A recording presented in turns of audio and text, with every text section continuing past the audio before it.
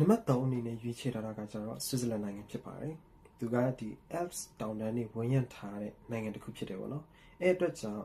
ဒီတတိယကမ္ဘာစစ်ဖြစ်ကြလို့ရှိရင်တခြားနိုင်ငံတွေအနေနဲ့ရုတ်တရက်ကြီးကျူးကျော်ဝင်ရောက်ဖို့ဆိုတာဒီ Alps တောင်တန်းတွေကိုဖျက်ကျော်ပြီးဝင်ရောက်လာမှာဖြစ်တဲ့အတွက်ဒီရုတ်တရက်ကျူးကျော်ဖို့ဆိုတာမဖြစ်နိုင်ဘူးပြီးတော့တခြားတစ်ခုကသူ့ရဲ့အာသာချက်ကဘာလဲဆိုတော့ဒီဆွစ်ဇာလန်နိုင်ငံတစ်နိုင်ငံလုံးမှာလူဦးရေက9တန်းကျော်လောက်ပဲရှိတယ်ဒါပေမဲ့သူ့ရဲ့ဒီမြေအောက်မှာပေါ့နော်သူတို့ဒီပုံးခိုဖို့ဆိုပြီးတော့ဒီထောင်ထားတဲ့ဒီ shelter ပေါ့ nuclear bunker လို့ကျွန်တော်ခေါ်ပါပေါ့အဲ့အရေးအတွက်ကလူဦးရေအားလုံးထက်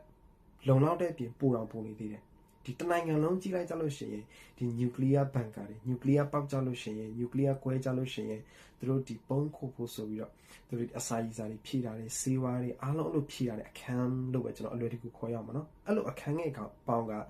ဒီတနိုင်ငံလုံးမှာ3,900,000ကျော်ရှိတယ်ဒီ3,900,000ဆိုတဲ့ဘန်ကာက